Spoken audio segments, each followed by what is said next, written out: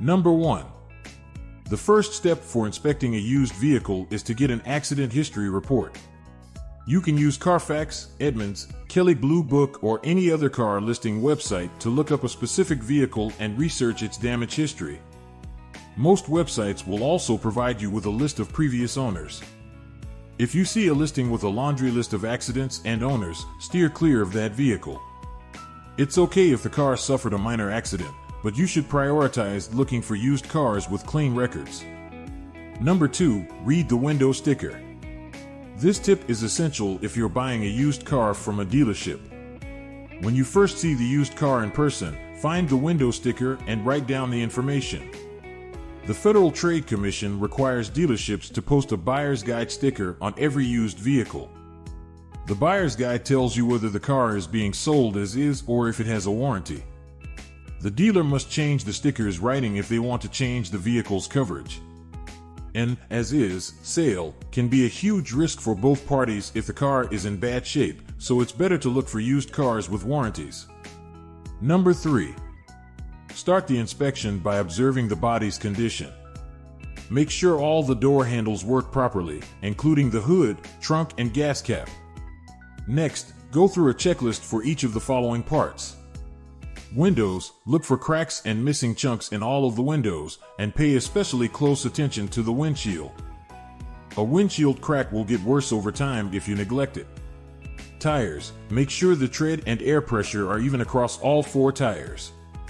Uneven tread is unsafe and could be a sign of a problem with the power steering or suspension. Lights, check the head and tail lights for cracks and fog. Turn them on and make sure the lumens are road legal. Suspension, the suspension is responsible for keeping the body level while driving. Make sure the car sits evenly on the ground and push down on all 4 corners. Each corner should have an equal amount of resistance, with little bounce. There should also be no clunking sounds when you perform this test. Do a final once-over of the exterior and look for scratches, dents, and rust from top to bottom. Keep your eye out for foreign or misaligned parts, as they are strong indicators of major collision damage or bad repairs. Ask as many questions as you feel necessary. Asking thoughtful questions tells the seller that you know how to inspect a used car and won't be deceived. Number 4. Move your focus to the car's interior.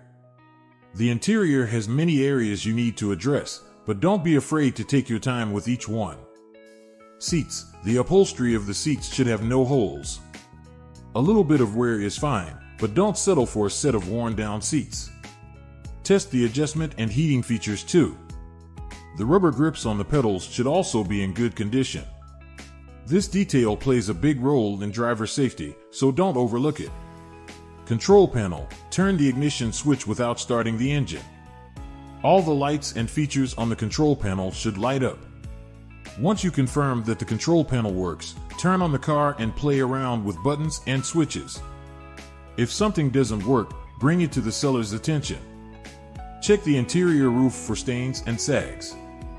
These problems are strong indicators that water has leaked through the roof or windows somewhere. Make sure the sunroof and convertible features work.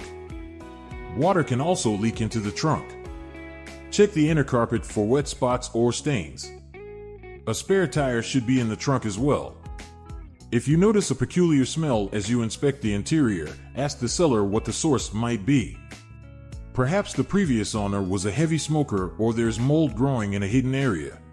If you find this video helpful, please hit the like and subscribe button to help the channel. Thank you. Number 5. Look under the hood. Under the hood is the area many buyers fear most because they aren't well versed in mechanical lingo. You don't have to be an automotive expert to inspect a used car for mechanical problems. Start by looking for rust, corrosion, and leaks. You can expect a used car to have a little corrosion here and there, but large pockets of rust are huge red flags. Once you establish that the car appears somewhat functional, go through this checklist with the help of the seller and the owner's manual. Fluids. The oil will range from golden to dark brown. The color doesn't matter, as long as it's smooth with minimal grittiness.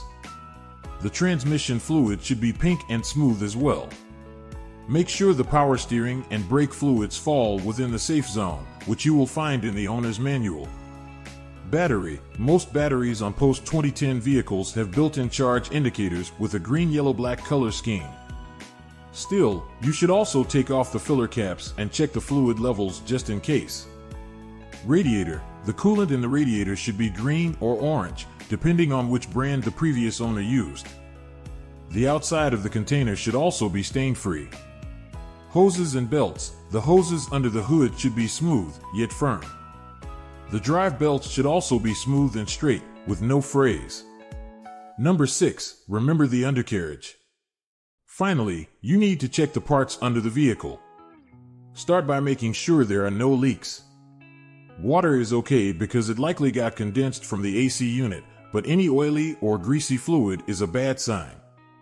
Kinks and dents are also clear signs of a previous accident. If you see any fresh welding that looks different from the rest of the undercarriage, that specific part has been replaced. Ask the seller if they know the reason for the replacement. Number 7. Go for a test drive. A test drive is the last, and perhaps the most important part of a used car inspection. Remember to go through this checklist when you get behind the wheel. Listen for unusual noises while driving. Test the car's interior features, radio, AC, etc. Drive at various speeds and take a variety of turns to get a complete picture of the car's handling. Pay close attention to the brakes and steering wheel. If something feels off, trust your intuition. Of course, if the car is a hunk of junk, don't feel obligated to get behind the wheel. You don't owe the seller anything until you sign the final contract. The initial inspection will tell you if the car is worth driving or not. When buying a used car, it's always best to be on the side of caution. The seller might seem trustworthy enough, but the exchange always comes with a degree of risk. That's why knowing how to inspect a used car is so important. Take your time with each step to avoid getting scammed and find a quality used vehicle. Thank you for your attention and have a nice day.